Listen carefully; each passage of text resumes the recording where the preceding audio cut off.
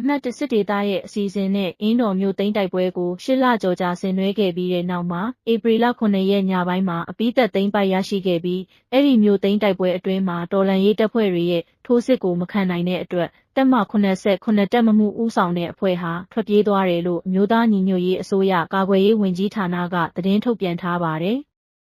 အင်းတော်မြို့သိမ်းစစ်ဆင်ရေးဟာရက်ရှည်တိုက်ပွဲတစ်ခုဖြစ်ပြီးအကြမ်းဖက်စစ်ကောင်စီတပ်တွေအနေနဲ့လည်းစစ်ကူမရတာမြေပြင်ကနေလက်နက်ရိက္ခာထောက်ပို့ဆောင်ရွက်နိုင်မှုမရှိတာထိခိုက်ဒေဆုံးမှုများပြားတာအပါအဝင်တော်လှန်ရေးတပ်ဖွဲ့တွေရဲ့ဖိအားကို